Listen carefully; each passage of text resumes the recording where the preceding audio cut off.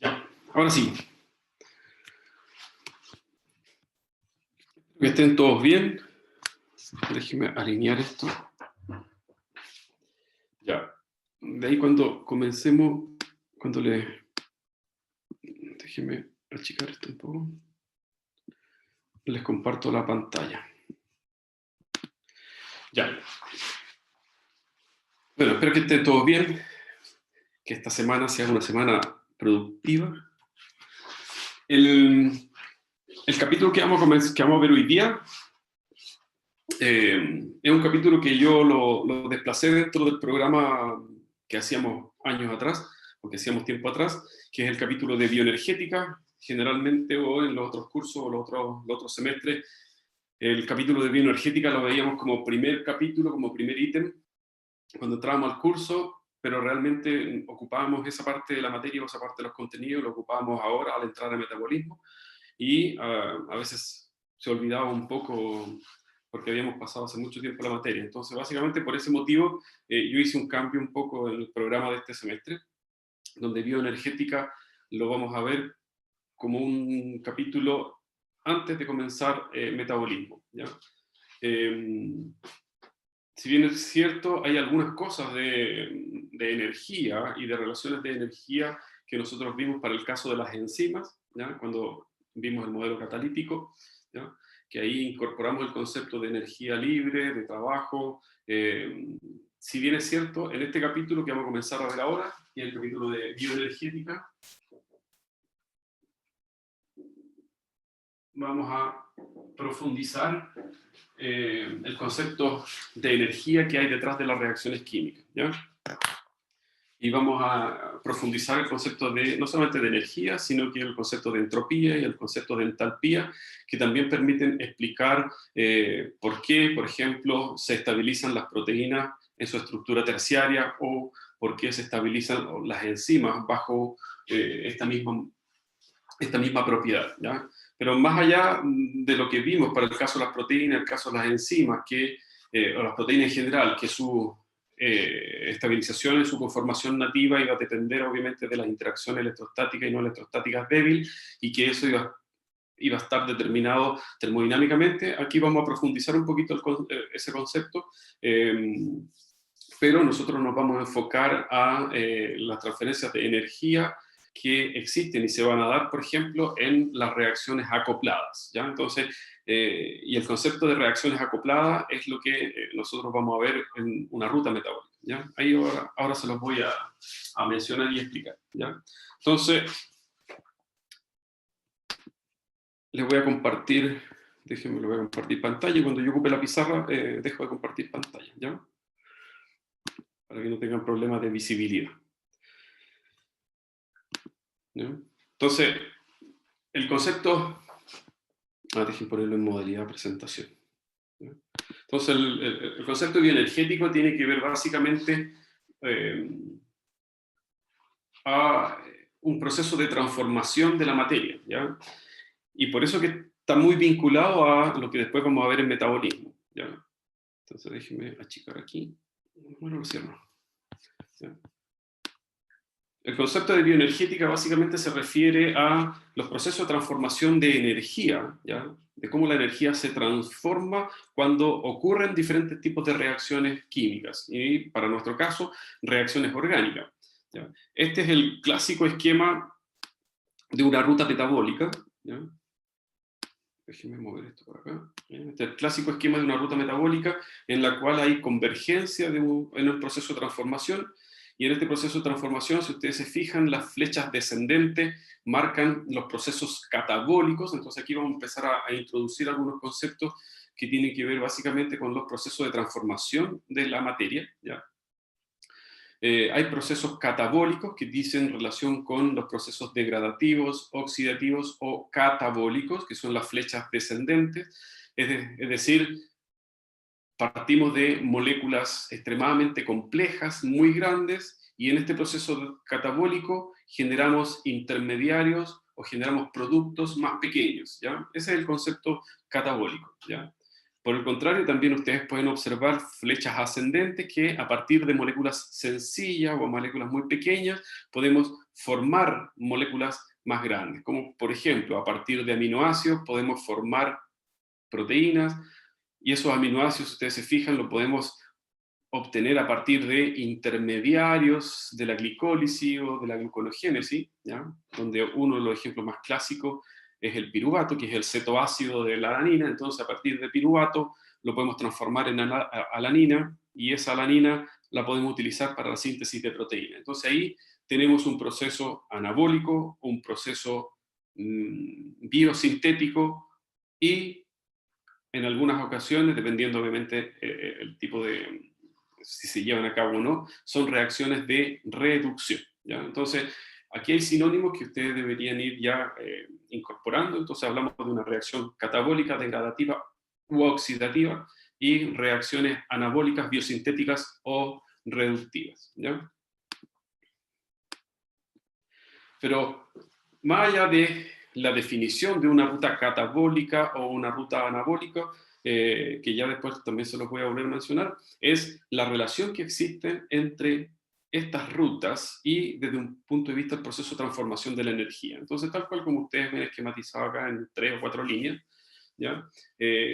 Básicamente una ruta metabólica permite obtener energía a raíz de los procesos degradativos u oxidativos que se llevan a cabo en los diferentes tipos de moléculas que nosotros incorporamos a través de la dieta, ¿ya? Si incorporamos carbohidratos, si incorporamos proteínas o si incorporamos grasas. Si bien es cierto, aquí solamente nos muestra cómo esas macromoléculas van a ser degradadas y en qué, ya sea intermediarios o en qué productos se van a transformar, pero después nosotros vamos a analizarlo desde un punto de vista energético, ¿ya? ¿Cuánta es la cantidad de energía? Y eso después ustedes lo van a complementar obviamente en sus cursos de especialidad en la carrera, ¿ya? Nosotros nos vamos a ver desde un punto de vista molecular, y vamos a introducir el concepto de energía libre de Gibbs, y además esa energía libre de Gibbs la podemos medir en kilocalorías por mol o kilojoules por mol, ¿ya? Que son las unidades de energía que se utilizan para poder determinar cuánta es realmente la cantidad de energía que se almacena al interior de una molécula, que se almacena en una molécula, ¿ya? Pero nosotros lo vamos a ver a nivel molecular. Después ustedes esto lo van a extrapolar, por ejemplo, cuánta es la energía que le provee, no sé, una rebanada de pan blanco, y eso obviamente tiene que estar directamente relacionado con el porcentaje de proteína presente, el porcentaje de carbohidrato presente, el porcentaje de grasa presente. Y en base a eso, obviamente, es la cantidad de calorías que provee, en este caso, una rebanada de pan o un trozo de bistec, de carne, etc. ¿Ya?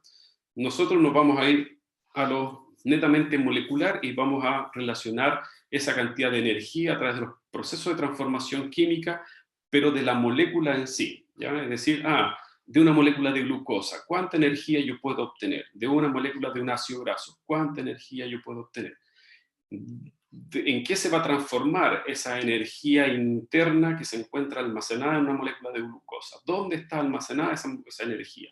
¿Cuáles son los parámetros termodinámicos? ¿Cuáles son las características termodinámicas que van a determinar, por ejemplo, que esa molécula de glucosa provea esa cantidad de energía a través de un proceso de transformación química? Y eso es lo que se lleva a cabo en la ruta metabólica, ¿ya?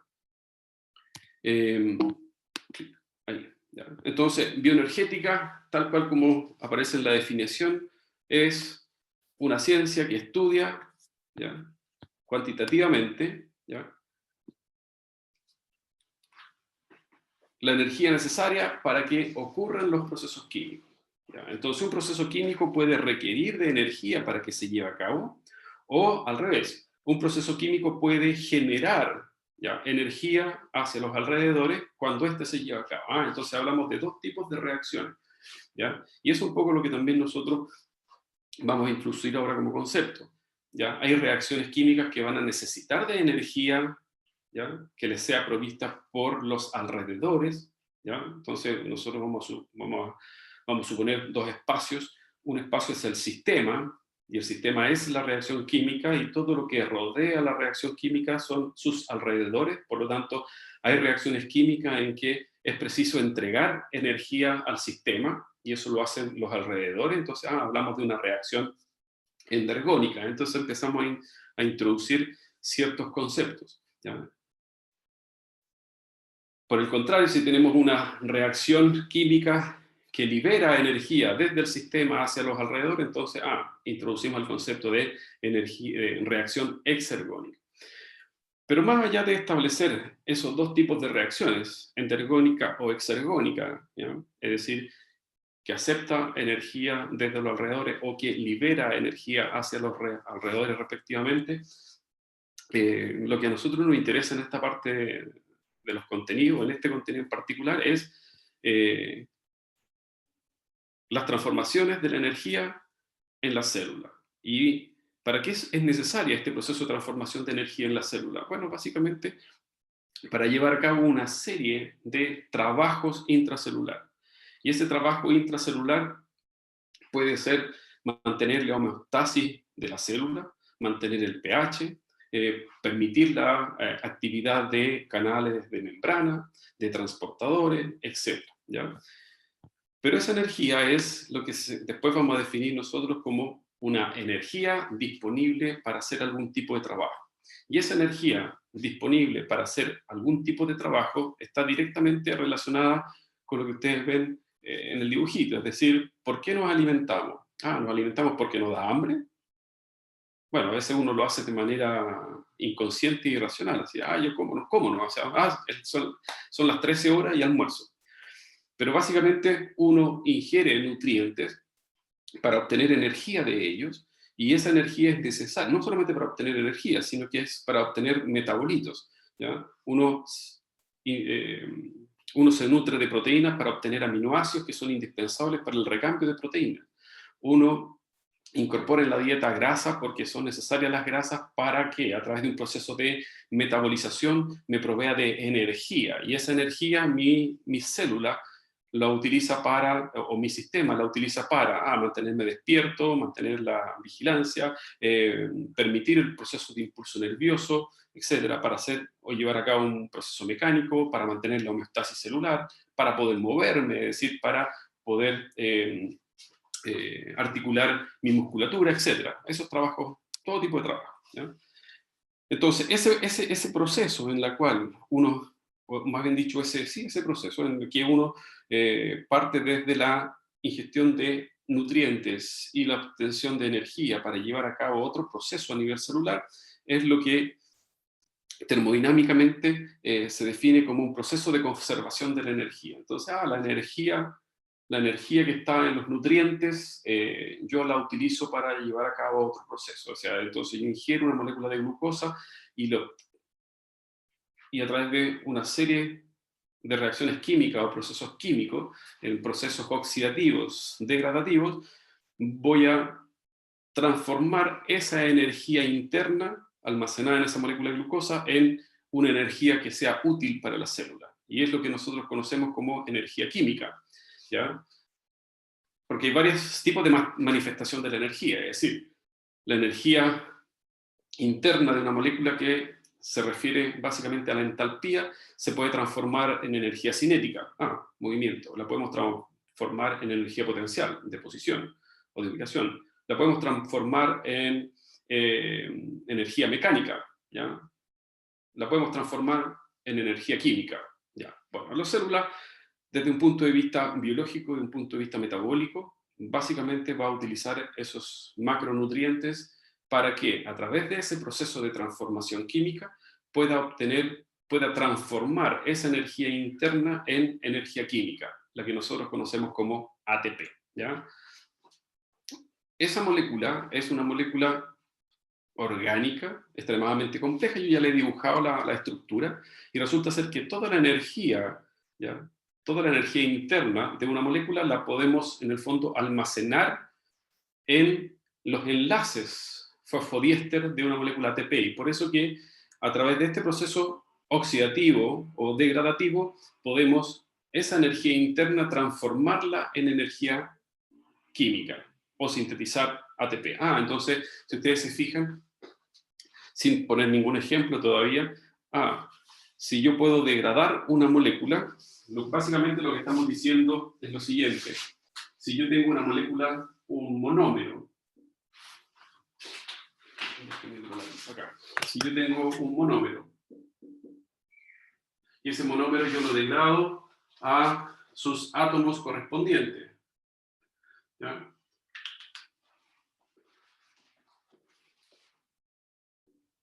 Me libera energía. Ese proceso me va a libera energía.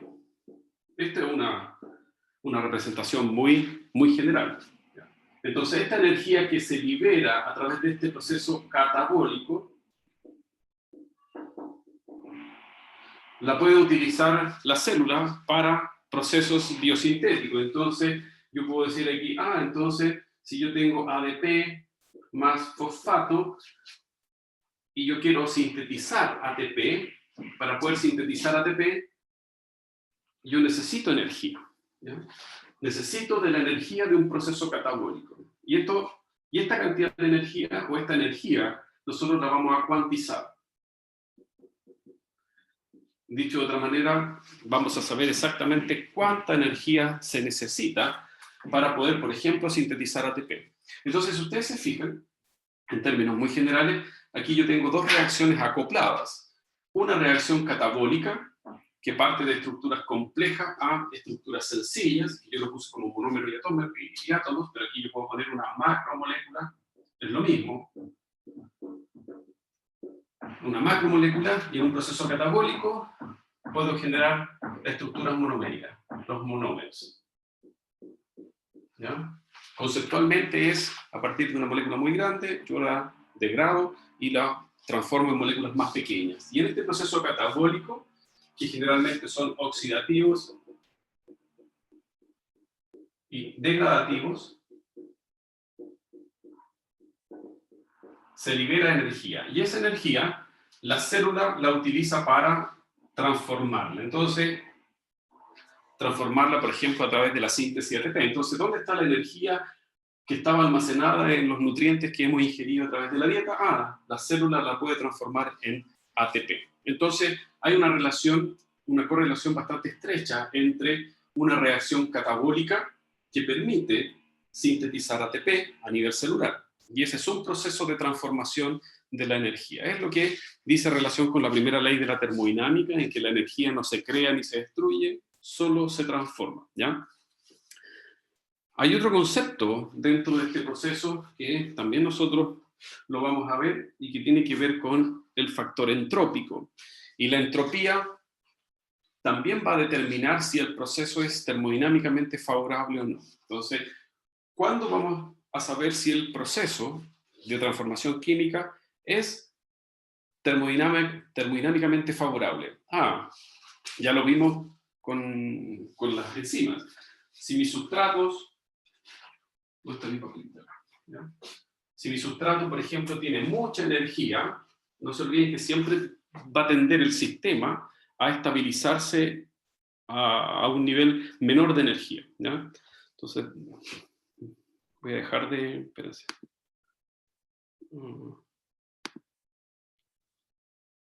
Ahí dejé de compartir para que vean la pizarra, ¿ya? Entonces, ¿qué dijimos de un proceso químico? Si yo tengo un sustrato, ¿ya? Esto es energía. No le voy a dar el nombre todavía. Si yo tengo un sustrato que tiene mucha energía, ¿ya? Y este sustrato se transforma en producto, y aquí hay una reacción química, y resulta ser que la diferencia de energía, esta es coordenada de reacción, ¿ya? Si la energía del producto es, voy a poner energía, ¿no? Energía del producto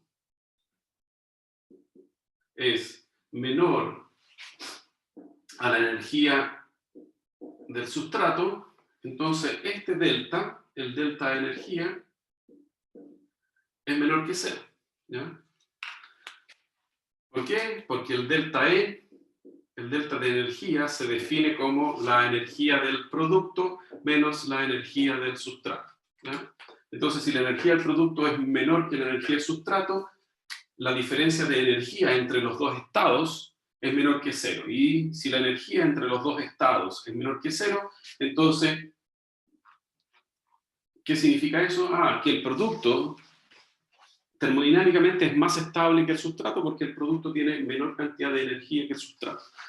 Entonces, cuando un producto, por ejemplo, tiene menor cantidad de energía que el sustrato, entonces hablamos de que el sistema es termodinámicamente favorable y siempre los sistemas van a tender hacia esa transformación siempre y cuando el producto tenga menor energía que el sustrato. Es decir, ahí decimos que la reacción es termodinámicamente favorable y el sistema siempre va a tender esa, eh, hacia esa situación, ¿no? O hacia esa conformación, o hacia ese estado, ¿no? Entonces, desde un punto de vista del proceso catabólico que se lleva a cabo entre una macromolécula, o sea, de una macromolécula en que se transforma en monómeros y esta libera energía, esta liberación de energía lo hace hacia los alrededores, ¿ya? Entonces, si ustedes se fijan, el sustrato, cuando se transforma en producto, aquí hay una liberación de energía. Es la única forma, o sea, ¿por qué hay una liberación de energía? Porque la cantidad de energía que tiene el producto es menor al sustrato. Entonces, como la energía no se crea ni se destruye, significa que en este proceso de transformación química, la diferencia tiene que estar en alguna parte. Bueno, lo libera. Pero en los sistemas biológicos, si bien es cierto, se puede liberar parte de esa energía, la que no se utiliza realmente para hacer un trabajo, esa energía se va a liberar en forma de calor, que también es otro factor importante, mantener la temperatura corporal, por ejemplo. ¿Ya? Entonces, aquí tenemos un proceso catabólico donde el sustrato se transforma en producto, ¿ya? Liberando esa cantidad de energía. Entonces, eso significa que el proceso sería, por lo tanto, termodinámicamente favorable, ¿ya? Eso un poco referente a este proceso de transformación de energía.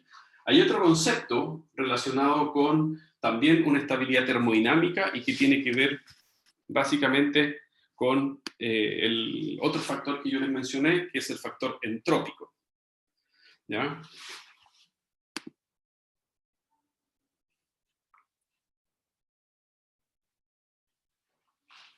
Sí, coordenadas de reacciones, que no estaba viendo el chat. Sí. ¿Ya? Y el otro factor que yo les mencionaba recién es el factor entrópico. Y el factor entrópico tiene que ver con el grado de orden o de desorden. Desde un punto de vista termodinámico, una reacción química va a ser favorable termodinámicamente cuando en este proceso de transformación química aumente el desorden. ¿Ya? Entonces, si yo tengo una macromolécula y esta macromolécula se degrada completamente en 10 monómeros, entonces los monómeros van a ocupar diferentes espacios dentro del sistema, diferente posición dentro del sistema, lo más alejado uno respecto del otro. Entonces, cuando hay un aumento en la entropía, eso significa que hay un aumento del número de moléculas de producto respecto del sustrato, entonces el sistema es termodinámicamente favorable, ¿ya? Por el contrario, si yo quiero sintetizar una macromolécula a partir de 10 monómeros, ahí el sistema sería termodinámicamente desfavorable porque la entropía estaría disminuyendo. Entonces, de acuerdo a la variación de energía libre, para que un sistema sea termodinámicamente favorable, se espera que la entropía sea positiva, es decir, que la diferencia de entropía entre el estado basal y el estado final siempre aumente, ¿ya? Entonces, ahí hay dos conceptos importantes que tienen que ustedes relacionar cuando estemos analizando las características de las reacciones químicas desde un punto de vista de sus propiedades termodinámicas, ¿ya? Aquí ustedes tienen un recuadro, o sea, una diapo básicamente relacionada con los diferentes grados de los diferentes tipos de transformación de la energía, ¿ya? Si uno se refiere rápidamente a un esquema como este, ustedes pueden ver, fíjense, aquí tenemos nutrientes, ¿ya? Y los nutrientes nos referimos particularmente a moléculas complejas, ¿ya? No compartí pantalla. Yo pensé que, le puse, perdón, pensé que había compartido la pantalla de nuevo. ¿Ya? Ahí está. ¿Ya? Espérense, dejen ponerla aquí en presentación. Ahí, ¿ya? Em, como pueden ver ustedes en este esquema de... se me olvidó el nombre. En este esquema. Ustedes pueden observar que si partimos, por ejemplo, de nutrientes incorporados en la dieta, ¿ya? Que pueden ser azúcar, grasa, etc. Voy a dejar la luz solar de lado, ¿ya? Estamos hablando de macromoléculas complejas. Y esas macromoléculas complejas, obviamente, tienen energía almacenada en sus moléculas o en sus enlaces. Y eso es lo que se define como energía potencial. Es decir, cada alimento, cada nutriente, cada molécula tiene una energía interna, una energía potencial que puede ser utilizada para llevar a cabo diferentes tipos de trabajo, ¿ya? Es lo que se define como transformaciones químicas al interior de la célula. ¿Ya? Entonces, esas transformaciones químicas que se llevan a cabo al interior de las células, ¿cuáles pueden ser? Que al final son trabajo. Síntesis química. Para sintetizar moléculas, obviamente se necesita energía, ¿ya? Para llevar a cabo un trabajo mecánico, un gradiente eléctrico y un gradiente osmótico, transferencia de la información genética, etc. Todos esos procesos requieren de energía. Entonces eso significa que a partir de los macronutrientes uno puede obtener energía, o la célula puede obtener energía a través de ese proceso de transformación para llevar a cabo otros trabajos al interior de la célula o al interior de ellas, ¿ya? La diferencia de energía, aquí dice que se libera como calor. Es cierto, parte de la energía que no se utiliza para llevar a cabo un trabajo específico, el sistema lo termina liberando hacia los alrededores en forma de calor, ¿ya?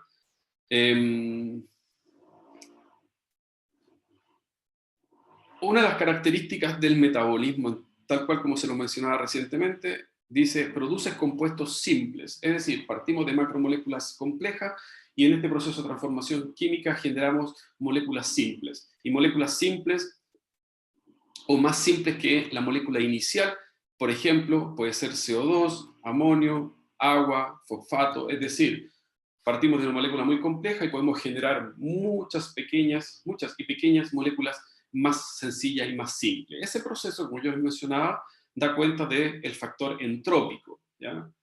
Si yo tengo un fosfato libre, tiene mayor entropía, mayor grado de desorden, mayor grado de movilidad, ¿ya? Si ese grupo fosfato yo lo tengo unido a una molécula de glucosa, ¿ya?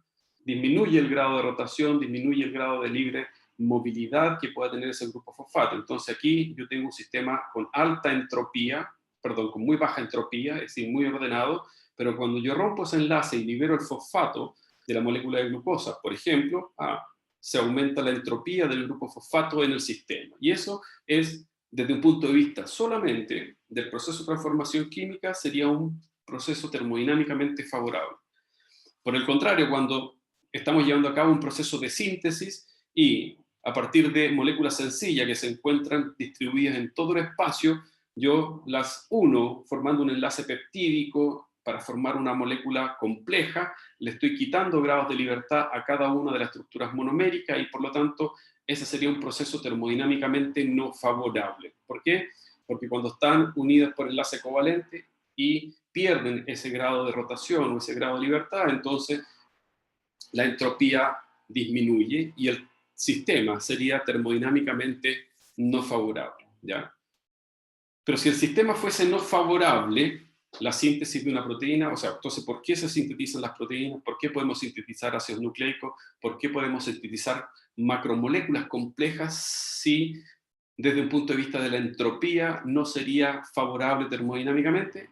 Eso significa que el factor entálpico, la entalpía, es la que estaría determinando la estabilidad termodinámica de esas macromoléculas cuando se están biosintetizando.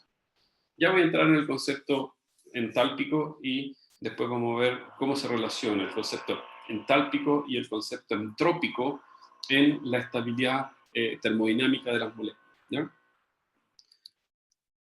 Entonces, en términos muy generales, ¿ya? Podemos diferenciar, por lo tanto, procesos espontáneos. ¿Cuáles son los procesos espontáneos? Bueno, si yo tengo un baloncito, una pelotita, una bolita en esta posición y ¿qué es lo que ocurriría o qué es lo que le ocurriría si yo la libero?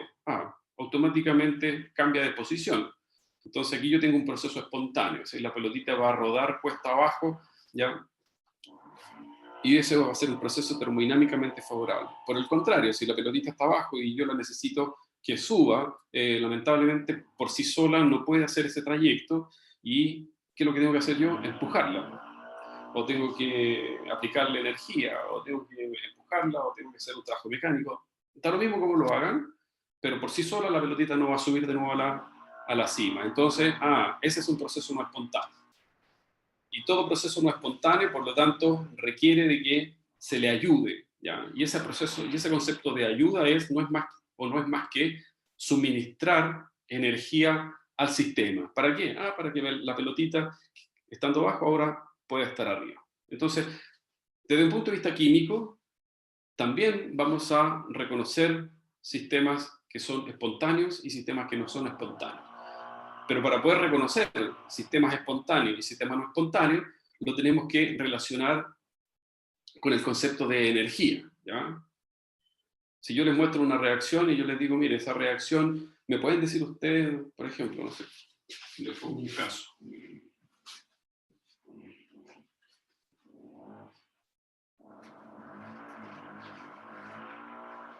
Yo quiero saber, por ejemplo, si glucosa más fosfato para generar glucosa 6-fosfato, yo les muestro esa reacción y esa reacción le digo que es mediada por una enzima, ¿ya? O ni siquiera por la enzima, porque aquí ni siquiera entra en juego la enzima solamente alcanza más rápido el equilibrio, no tiene que ver y no altera las propiedades termodinámicas de la reacción. Entonces, para esta reacción, glucosa más fosfato, para formar glucosa 6-fosfato, ¿ustedes me podrían decir si esa reacción es espontánea o no espontánea? ¿Podrían decirlo? O si no pueden decirlo, ¿qué necesitan para saber si esa reacción es espontánea o no espontánea? ¿Ya? ¿Qué podrían decir ustedes? ¿Me podrían decir si es espontáneo o no espontáneo? Y si no, ¿por qué no?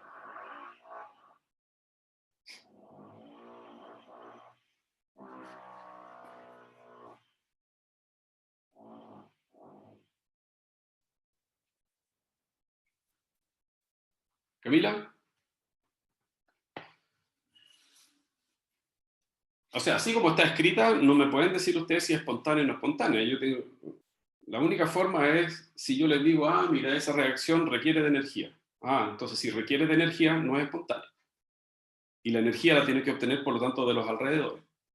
Pero si yo le digo, mire, esa reacción libera energía y libera 10 kJ por mol. Y usted me dice, sí, pues esa reacción es espontánea. ¿Por qué?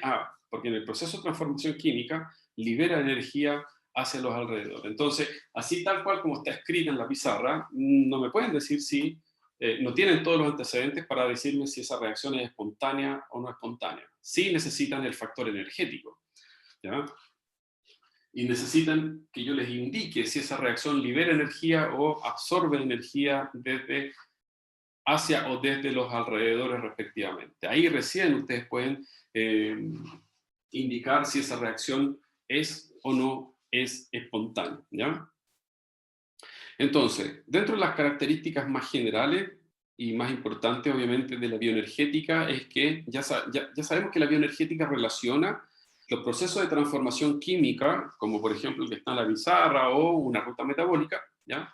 Con la energía asociada a este proceso de transformación química. Y esa energía se puede liberar hacia los alrededores o se puede absorber desde los alrededores, ¿ya? Entonces ambas reacciones pueden ocurrir. La diferencia está en que aquella reacción química o producto de transformación química libera energía hacia los alrededores, entonces hablamos que es una reacción termodinámicamente favorable. Por el contrario, si tenemos una reacción química que absorbe o necesita energía desde el sistema, desde los alrededores, ahí hablamos de que esa reacción química no es termodinámicamente favorable. Entonces, si esa reacción no fuese termodinámicamente favorable, ¿ocurriría o no ocurre? Ahí está la otra pregunta. Ya, si no es termodinámicamente favorable, ¿qué significa eso? Que no tiene una tendencia natural, ¿ya?, a llevarse a cabo ese proceso de transformación química. Entonces, ¿esa reacción ocurre o no ocurre? Ah, sí, también ocurren. Pues, y vamos a ver varios ejemplos, ¿ya? Varios ejemplos en el metabolismo central, que hay reacciones que son endergónicas, es decir, que no son termodinámicamente favorables, pero ahí viene un concepto muy importante que es el acoplamiento de las reacciones. Es decir, lo que dice Javiera, ocurre, pero con ayuda. No coloquen signo de interrogación al final porque están preguntando, están haciendo un comentario, ¿ya? No le quiten o sea, quítenle el signo el signo de pregunta, ¿ya? Entonces, claro, esas reacciones, aunque son termodinámicamente desfavorables, también van a ocurrir. Pero hay que empujarlas, hay que ayudarlas, ¿ya? Y ese proceso de empuje o ayuda, desde un punto de vista metabólico, es lo que nosotros vamos a conocer como reacciones acopladas. Es decir, mire, esta reacción que no es termodinámicamente favorable, si yo la acoplo a esta otra reacción, la reacción global resulta ser que sí es termodinámicamente favorable. Y esa es una de las características más importantes de las rutas metabólicas, porque ustedes, aunque no lo crean, la glicólisis, que está constituida por 10 reacciones químicas, de esas 10 reacciones químicas, no me acuerdo de memoria, pero hay varias que no son termodinámicamente favorables, no lo son. Pero como son reacciones acopladas y que cada reacción prosigue a una segunda reacción, voy hablando de ruta metabólica, sí termina ocurriendo ese proceso, ¿ya? Entonces, vamos a ver algunos ejemplos. Entonces, como yo se los mencioné, el primer concepto asociado a un proceso de transformación química, un proceso químico, y cómo este proceso químico se relaciona con la cantidad de energía almacenada en estas moléculas, dice relación con la primera ley de la termodinámica, que las reacciones no se crean ni se destruyen, solo se transforman. Por lo tanto, la energía potencial de una molécula yo la puedo transformar en energía calórica, en forma de calor, la puedo transformar en energía cinética, la puedo transformar eh, en energía, no sé, mecánica, o la puedo transformar en energía química, ¿ya? Obviamente, desde un punto de vista celular y asociado realmente al metabolismo, para nosotros va a ser más importante la energía química, ¿ya? La energía mecánica es importante para la contracción muscular, ¿ya? No sé, por, por mostrarle algunas cosas puntuales, ¿ya? Y esa energía interna, ¿ya?, es lo que nosotros definimos como la energía almacenada en cada uno de los enlaces de su molécula, es lo que se conoce como la energía interna o la energía potencial, ¿ya? Y esa energía interna es la que está directamente relacionada con el concepto de entalpía, ¿ya? Entonces la entalpía es una manifestación, es una variable termodinámica, una manifestación de la energía, y que dice relación directa con la energía interna o la energía almacenada en cada uno de los enlaces de esta molécula. Por ejemplo, la molécula de glucosa, que cuando después la vamos a romper, la vamos a degradar, la vamos a oxidar, podemos transformar parte de esa energía interna en energía química.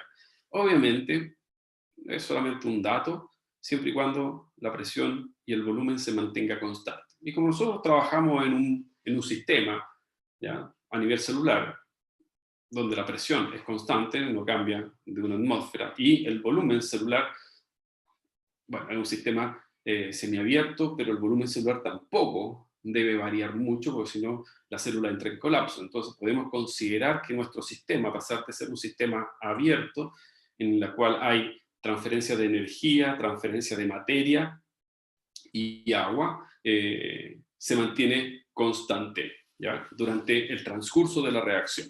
Entonces, en esa condición podemos decir, por lo tanto, que la energía interna almacenada en mi molécula es, o se conoce como energía o como entalpía, ¿ya?, que se define como delta H, ¿ya?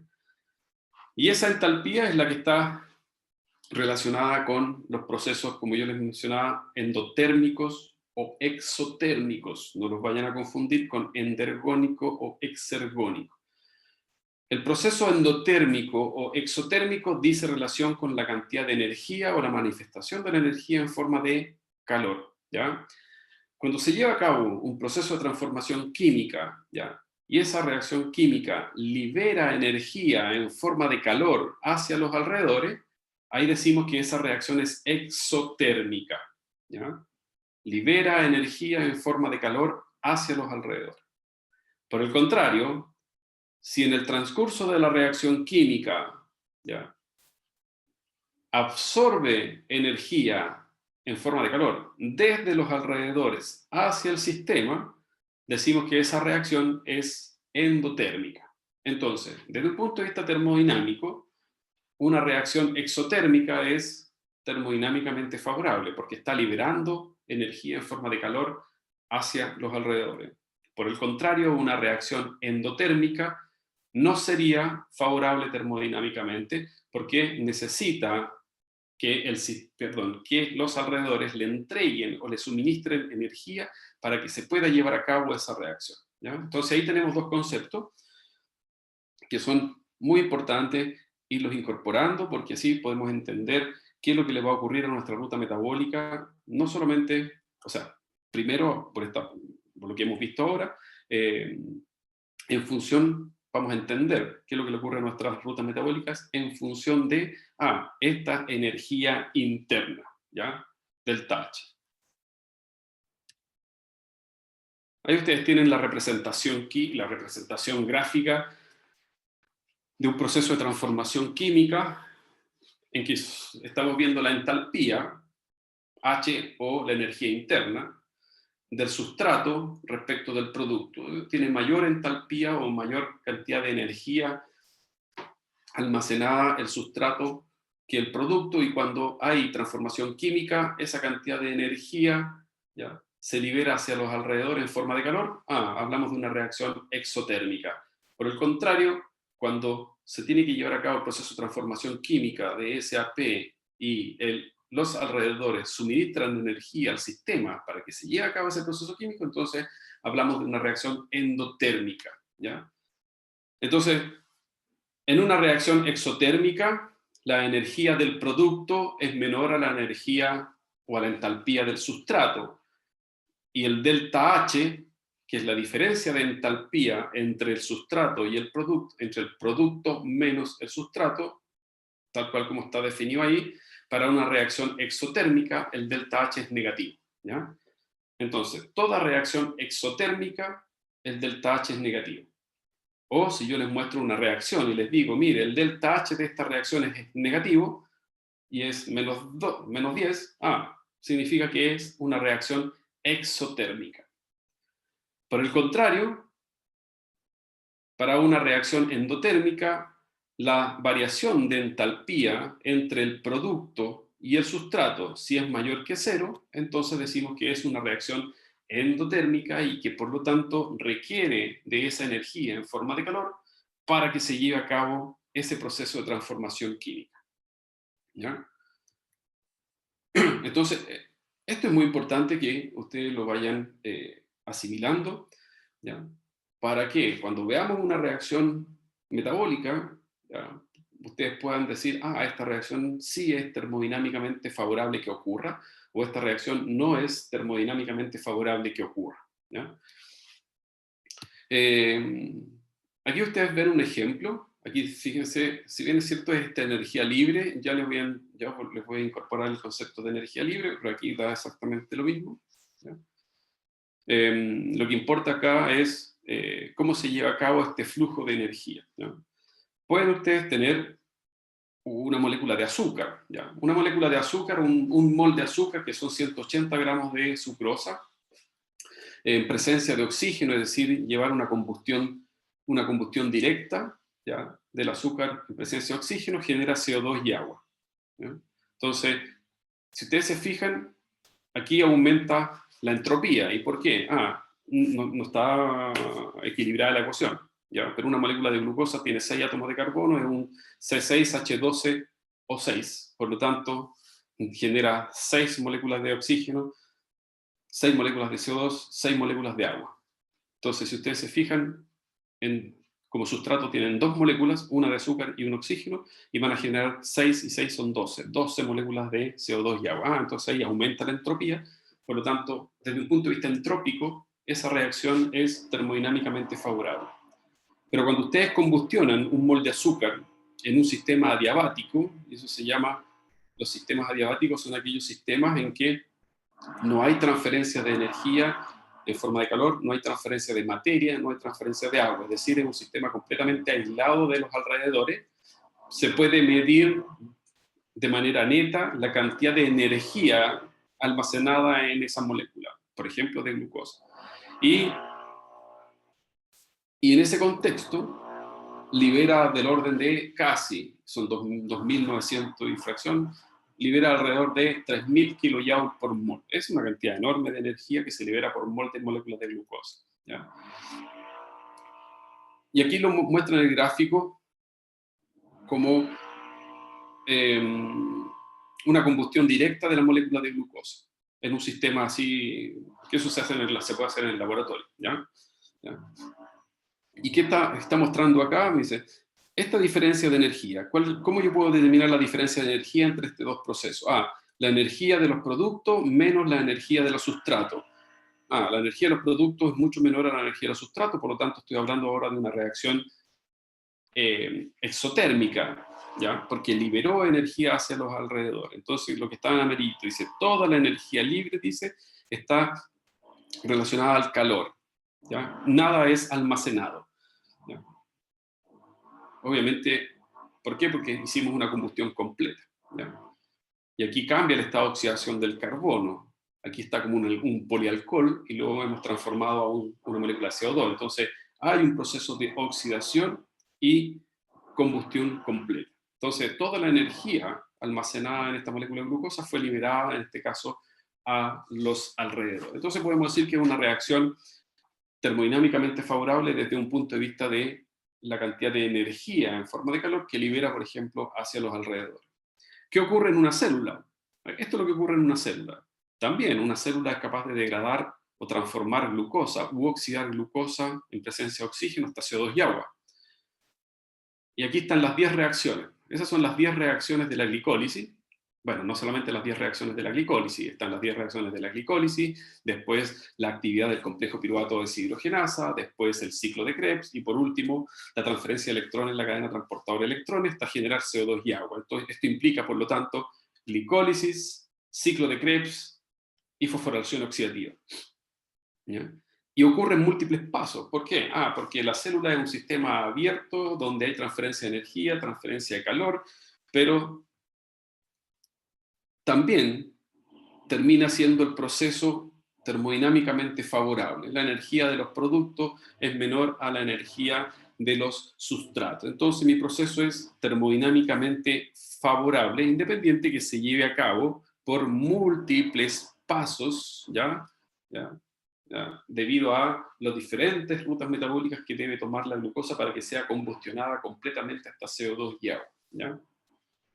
Entonces, podemos, por lo tanto, para poder decir si una reacción es favorable termodinámicamente, sí o sí, lo que debemos saber es la energía que hay detrás o la energía asociada a ese proceso de transformación química. El otro concepto que yo ya se los había mencionado dice relación con la entropía, ¿ya? Donde la segunda ley de la termodinámica dice, tiene que ver con el cambio de entropía, ¿ya?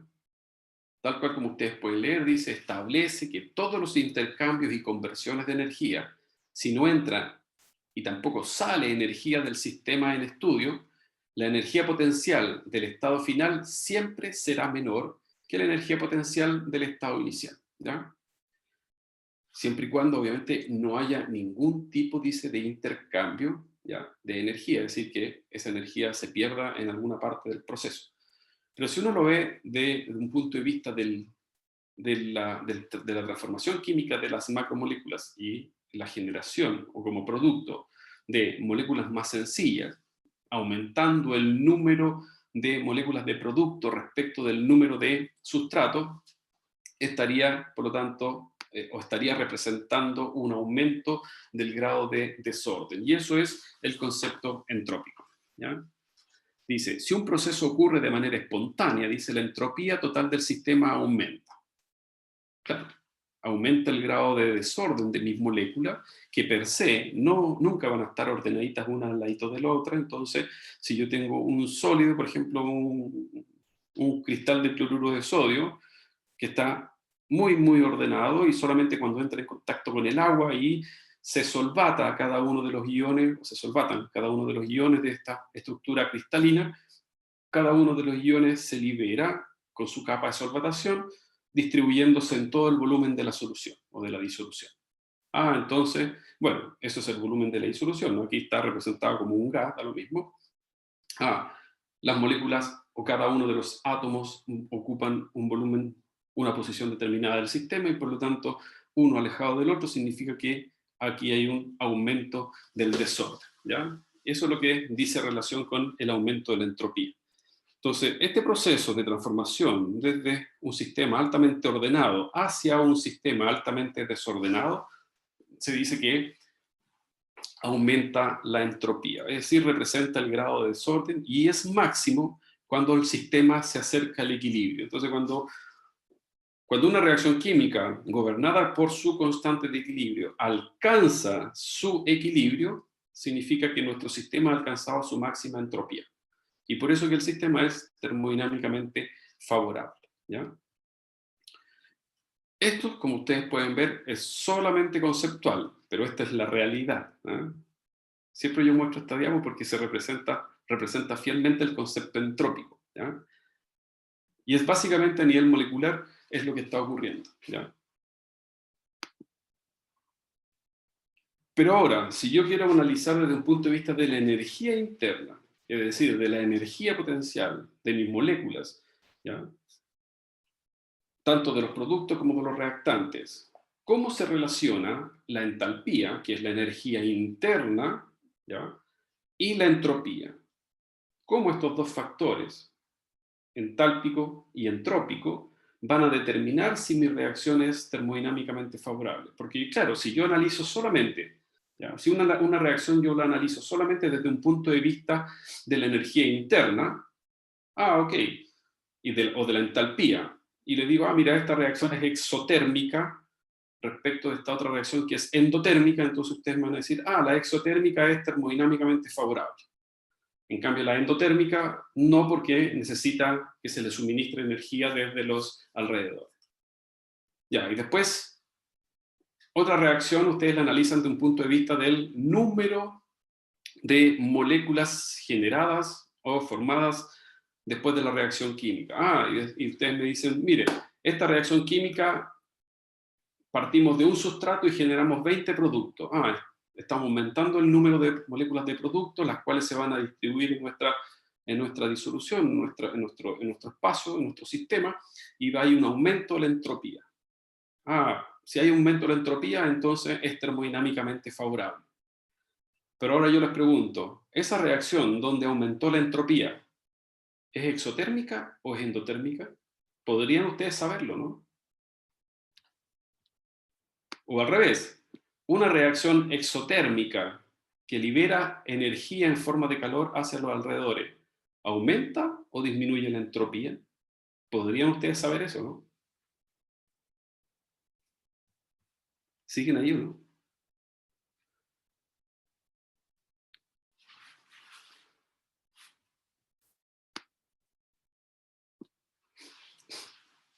El Estefano se tiró a la piscina, dice, siguen con los signos de interrogación. Me está preguntando, ¿no? Pues yo estoy preguntando primero. Si una reacción exotérmica que libera energía en forma de calor hacia los alrededores, ¿podrían decirme si aumenta o disminuye la entropía? O al revés. Mire, esta reacción aumenta la entropía y por lo tanto es termodinámicamente favorable desde un punto de vista entrópico. Pero, ¿disminuye o aumenta la entalpía? ¿Podrían saber si esa reacción es exotérmica o endotérmica? Yo ni siquiera diría, Geomara, creo que no. Yo diría, no se puede, así, tajante, ¿ya? No se puede. Claro, una reacción una reacción exotérmica, a no ser que ustedes la vean escrita, no van a saber si aumenta la entropía o disminuye la entropía. ¿Ya? O al revés, si ustedes tienen una reacción y la analizan desde un vista entrópico, si yo no les doy el concepto de energía o si no se les dice el concepto de energía interna del sustrato producto, ustedes no van a saber si esa reacción entrópicamente favorable es exotérmica o es endotérmica. Tienen que tener el dato. ¿Ya? Entonces, ¿qué es lo que hizo el señor Gibbs? El señor Gibbs, un físico químico de 1800, ¿no? ¿Qué es lo que hizo? Juntó estos dos términos, el término entrópico, el delta S, con el término entálpico, delta H. Como ambos parámetros termodinámicos, o ambos parámetros, el delta S por un lado y el delta H, ¿ya?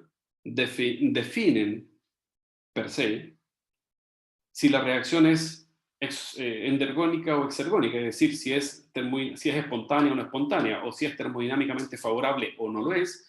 ¿Qué es lo que hizo Gibbs? Juntó estos dos parámetros, delta H y delta S, en un solo componente, en un solo factor. El famoso delta G. ¿Ya? Entonces, ¿qué es lo que dijo Gibbs? Dice, sabemos que el contenido de energía potencial de los compuestos químicos está representada por la fuerza que mantiene unidos a los átomos, moléculas, ¿ya? Y moléculas, y cuando las sustancias químicas reaccionan, se rompen estos enlaces, parte de esta energía se libera como calor y otra parte puede ser convertida en trabajo. Esta fracción de energía disponible para el trabajo es lo que él definió como energía libre o entalpía. En otras palabras, es el monto máximo de trabajo que puede obtenerse de un sistema. ¿Ya? Entonces, ¿qué es lo que hizo Gibbs? Básicamente, espérense, ¿ya? Definió un nuevo concepto definió un nuevo concepto, obviamente, bajo estas condiciones, a temperatura y presión constante. Bueno, lo que ocurre a nivel de la célula es a temperatura y presión constante, y entonces, ¿qué es lo que él dijo? Bueno, la energía libre de Gibbs, que es la máxima cantidad de energía, ¿ya?, obtenida y capaz de hacer trabajo durante una reacción química. Y él la definió como delta H menos T de delta S del sistema. Entonces fíjense que ahora nuestro concepto general para definir si mi reacción va a ser termodinámicamente favorable no va a ser por separado delta S, tampoco va a ser por separado delta H, sino que ahora va a ser en conjunto a través de delta G. Y delta G, que es la variación de energía libre disponible para hacer un trabajo, relaciona ambos conceptos. ¿Y cómo lo relaciona? A través de esta ecuación, delta H menos T delta S. Ya. Entonces podemos analizar ahora cuándo una reacción va a ser termodinámicamente favorable. Ya, vamos por parte. ¿Qué dijimos del delta H? Si delta H es negativo, ¿ya? Si delta H es menor que 0, una reacción exotérmica, cuando libera energía en forma de calor hacia los alrededores, el delta H es negativo. Y dijimos que una reacción exotérmica es termodinámicamente favorable. Entonces yo puedo escribir acá delta H negativo. Entonces me quedaría menos delta H. Después tengo un signo menos. ¿Qué me dice, o qué nos decía el factor entrópico? Cuando aumentaba la entropía de mi reacción química, o cuando el delta S era muy grande, positivo, y aumentaba la entropía, nuestro sistema era termodinámicamente favorable. Entonces, si ustedes se fijan, este delta G sería igual a un valor negativo, o más bien dicho, yo tengo acá un valor negativo de delta H, porque sería exotérmico y por lo tanto termodinámicamente favorable. Tengo otro valor negativo. La temperatura siempre es positiva.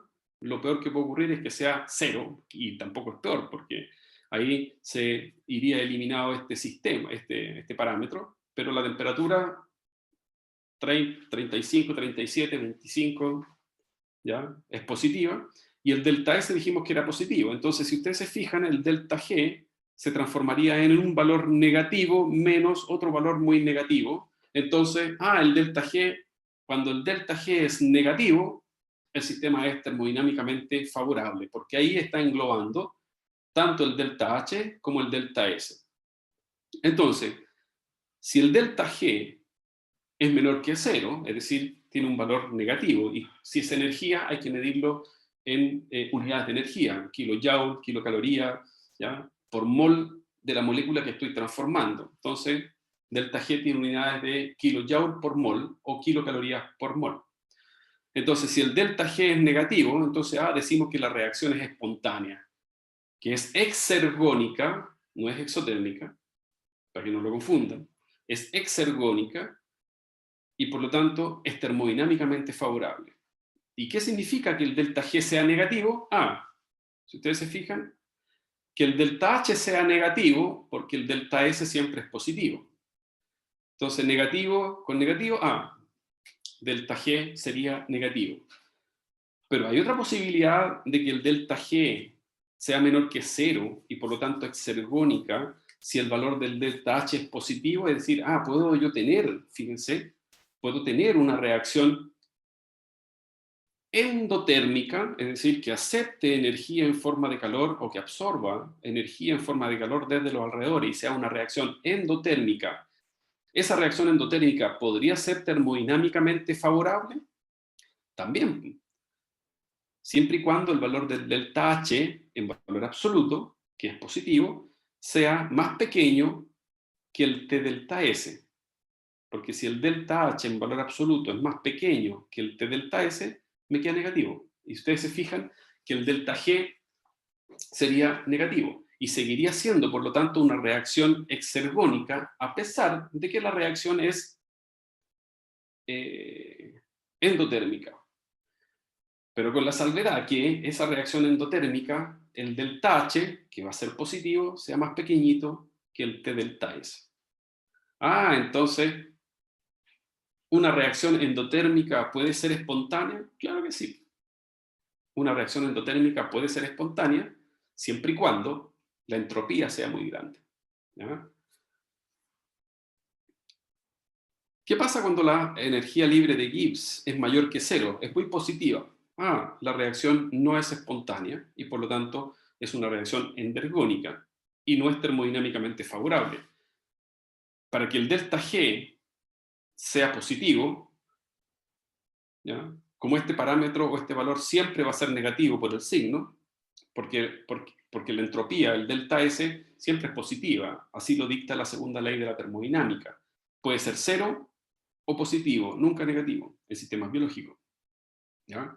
Entonces, va a ser una reacción endergónica cuando el delta H es positivo, es decir, una reacción endotérmica, pero cuyo valor de delta H sea muy, muy superior respecto, muy grande, respecto de T delta S.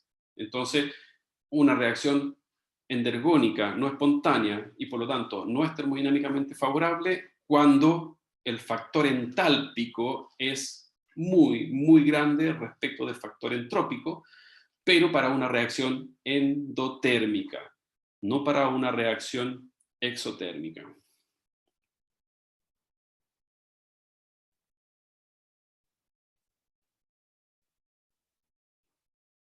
A ver, ¿qué discusión hay aquí? ¿Ocurre con ayuda? ¿Se necesita energía o produce? Claro, la reacción acoplada, que eso lo estábamos conversando.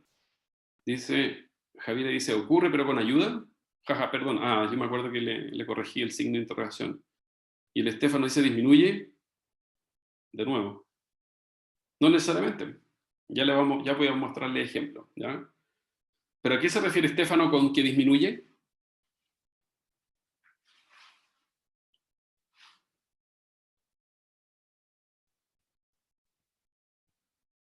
¿Aló?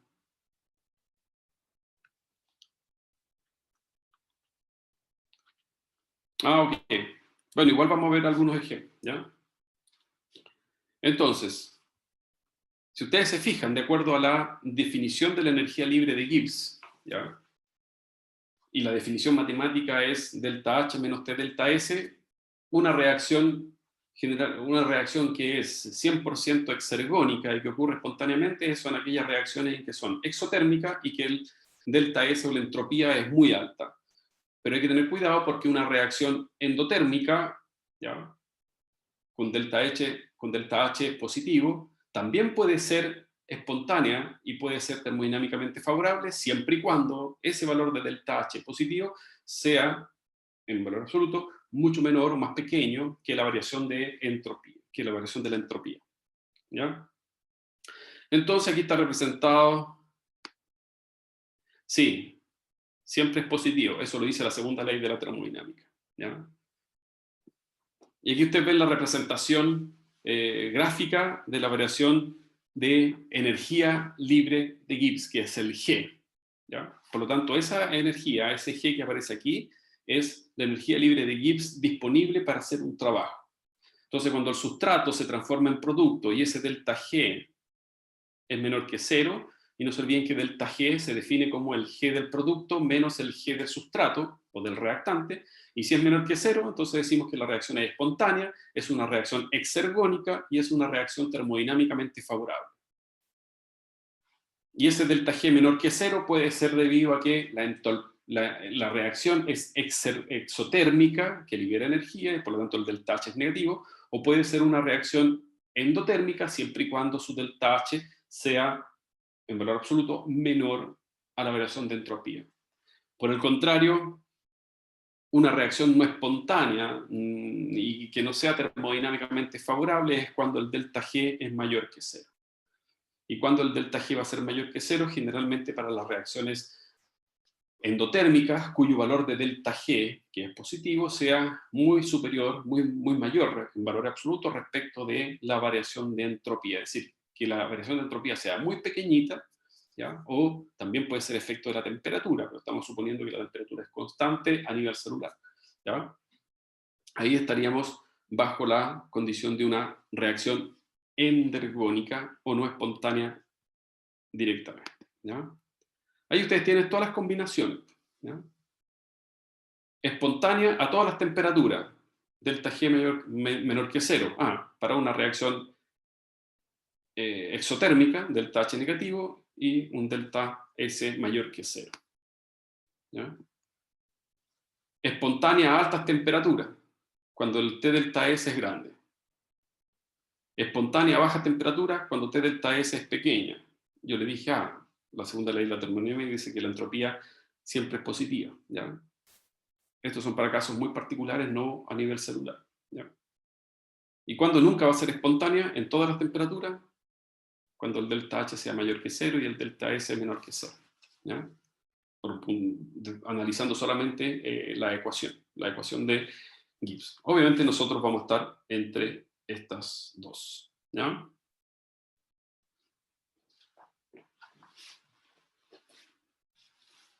Entonces, también para nosotros, por ejemplo, la temperatura va a ser constante, 37 grados, o todas las reacciones que nosotros vamos a ver, las reacciones in vitro, no a nivel celular, sino que reacciones en un paso precipitado, en el laboratorio, son realmente a 25 grados centígrados. ¿Ya? Entonces, los valores que nosotros vamos a observar de delta G van a estar directamente relacionados con temperaturas de 25 grados centígrados. ¿Ya? Pero ahí ustedes tienen un recuadro y eso obviamente es en base a la ecuación, aquí está, perdón, a la ecuación de Gibbs. ¿Ya? Por lo tanto, no se olviden de esa ecuación y el concepto que hay detrás de esa ecuación. La importancia de la entropía, la importancia de la entalpía en la variación de energía libre de Gibbs disponible para hacer un trabajo químico. ¿Ya?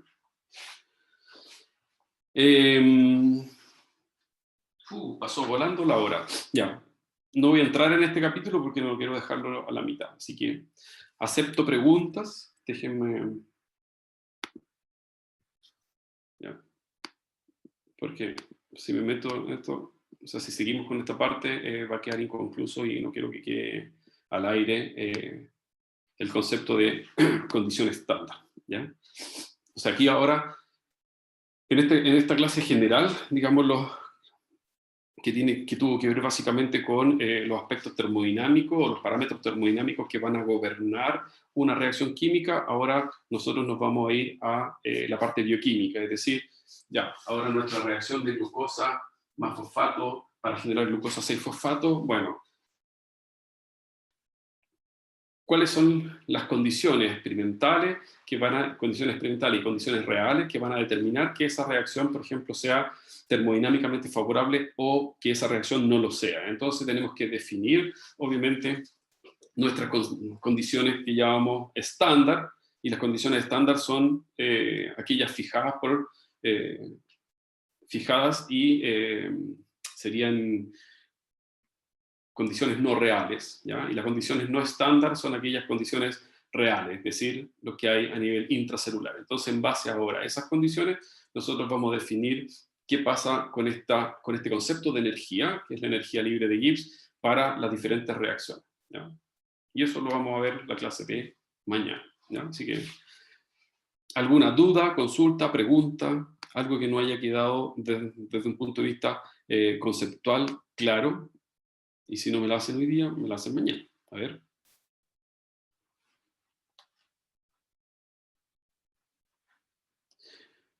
Las condiciones estándar, eso lo vamos a ver de todas maneras mañana, Jimena, pero las condiciones estándar no son las condiciones normales, ¿ya? Las condiciones no estándar son las normales, o las condiciones fisiológicas, ¿ya? Y ahí les voy a mostrar las diferencias, pero las diferencias son bastante pequeñas, ¿ya? ¿Por qué? Porque las condiciones estándar definen las concentraciones de reactante y producto, y definen esas concentraciones como un molar, y realmente a nivel celular no es un molar. Y la otra es que define la temperatura 25, y en condiciones reales es 28, es 37, ¿ya? Entonces, hay pequeñas diferencias entre la condición estándar y la condición no estándar, ¿ya? Entonces, la condición no estándar es la condición real, y la condición estándar es una condición ficticia, ¿ya?